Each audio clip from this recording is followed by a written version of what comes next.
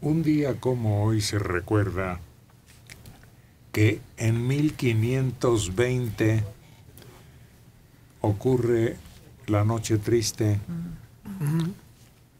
el nombre de la derrota sufrida por las huestes españolas de Hernán Cortés a manos de los mexicanos, bueno, los que más tarde lo fueron.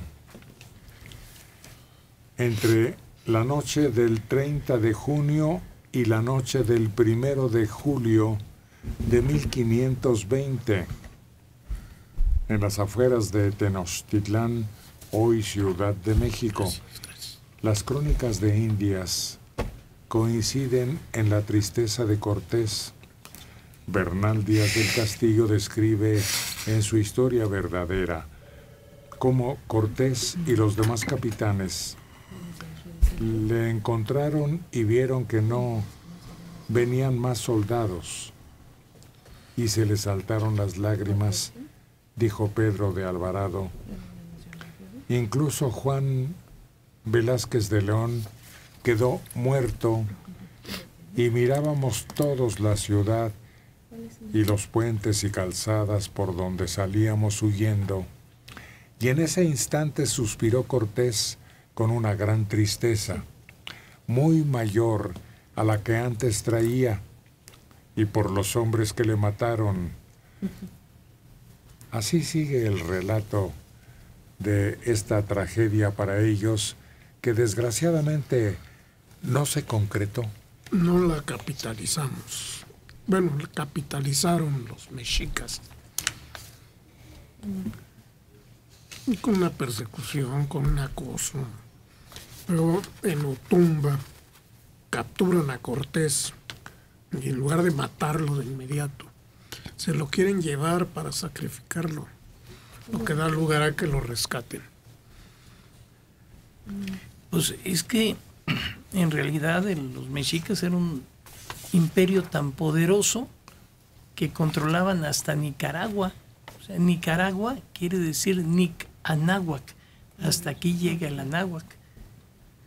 Entonces es realmente casi insólito que hayan podido ganar los españoles, aunque para ello tuvieron, una guerra bacteriológica muy importante, que fue la viruela, y luego la unión con los demás pueblos, que los tlaxcaltecas, por ejemplo, y todos los que eran enemigos de los mexicas. Pero también tenían un mal director técnico. Estaban divididos entre los Moctezuma era un cobarde, punto. Pero Cuitláhuac no. Estaban divididos. Ya era demasiado tarde. Lo lapidaron.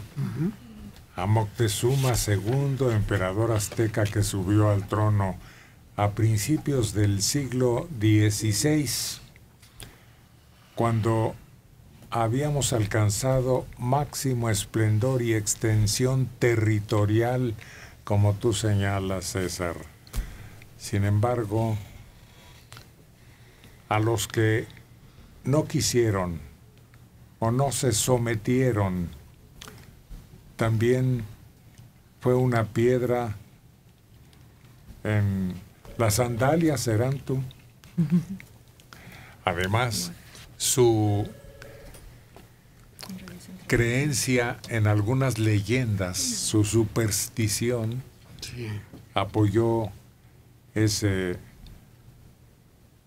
porque se decía que el dios Quetzalcóatl, o serpiente emplumada, enemigo de los sacrificios humanos, había alejado a los dioses y de los hombres y había anunciado su retorno glorioso en el momento en que ocurrió, coincidentemente.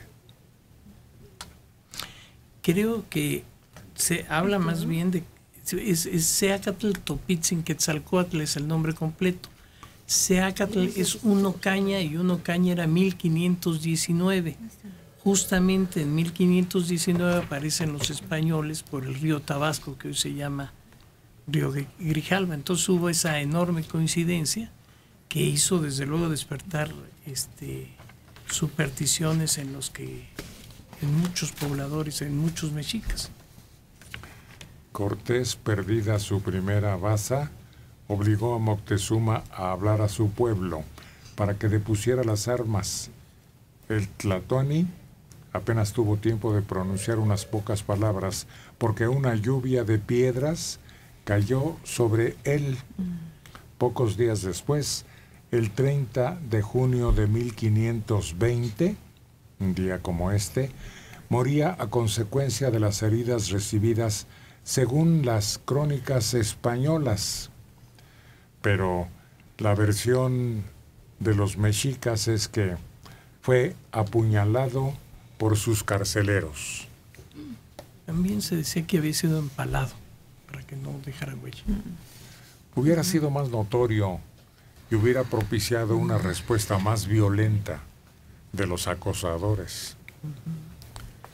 En fin, hay que recurrir únicamente a las cartas de Indias y a la presencia de un relator,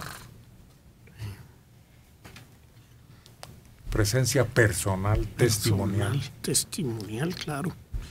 Y un relator que no era Cortés, porque él presencia sucesos en los que no estaba Cortés presente. Y las narra con gran exactitud. 20 años después, quién sabe si la exactitud sea su privilegio. Pero es que es lo único a lo que podemos recurrir. Eso es distinto. Eso es lo más exacto que conocemos. Eso es lo más aproximado. Además, cuando empezó a hacer su narración, fue para contradecir otros decires. Otra historia que había salido ahí y que, a juicio de Bernal Díaz, alteraba los hechos, ¿no? De Xochimilco, 41 años, Alfredo Cortés Luna. Respecto a la noche triste, que le llamen así a los españoles. Nosotros los mexicanos deberíamos llamarla la noche feliz. Por otro lado, me gustaría que platicaran un poco de este pueblo mexicano que derrotó a Hernán Cortés. Hay un señor ahí que sabe mucho de esto. Y yo les lanzo una pregunta. ¿Saben cuál es el ADN del maíz? ¿Su composición genética? En caso de que no sepan, les doy todo el día de hoy y mañana. Les hablo para darles la respuesta. Yo no sé mucho, pero sí le digo algo. No había mexicanos. No existíamos. No. Y el ADN del maíz no se puede describir en 3 palabras. Es muy complejo. ¿Pero de cuál maíz, Eso además? Además, tienes razón. El Tienes razón, transgénico todas las de Monsanto. variedades tienen distintas alteraciones en algunos de sus genes, ¿no? Entonces es muy complejo. No se puede decir en 3 o 4 palabras cuál es el ADN del maíz. Es inefable, pues. Explícame la función de los hoyos negros. Sí. Explícame, güey. La mecánica cuántica. La teoría Tres de... palabras. No, yo creo que... Es ignorancia. No. Sí, desde que dices que hay mexicanos es ignorancia. Pero la pregunta del ADN del maíz seguro va a tener una respuesta entre broma, van a ver. ¿No? O términos científicos que no están al alcance de nuestra comprensión. Uno de los extremos, tienes razón. Jorge Obletado García, de 57 años, en Torreón, Coahuila. Yo tengo entendido que Nicaragua se llama así por un cacique muy conocido allá, que se llamaba Nicarau. Bueno, pues yo el lunes traigo libros donde da esta etimología que quiere decir Nic Anáhuac. Hasta aquí llega el Anáhuac. Hay muchos libros que refieren a esta etimología de Nicaragua.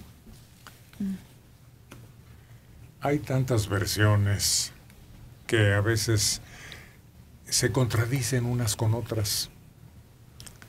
Pues sí, son cosas que ocurrieron hace más de 500 años y que los testigos son muy poco fiables, porque son expedicionarios que tendían a exagerar todo. Nosotros con esos textos de algunos documentos en piel, esos pergaminos, nos hubieran sacado de muchas dudas, pero fueron destruidos pensando que eran diabólicos. Los códices, ¿no? Y que algunos se salvaron porque fueron a dar a Inglaterra, que es donde tal vez ahí les daban... Al Vaticano también otros, que es donde sí les representaban algo de importancia, de cultura. En Dresde hay otro extraordinario. Aquí hay reproducciones. Sí. Hubo una exposición donde trajeron todos, incluyendo el del Vaticano, y todos, y los exhibieron, el de Viena, y los exhibieron un par de meses en el Museo de Antropología. Una experiencia extraordinaria porque estaban muy bien explicados.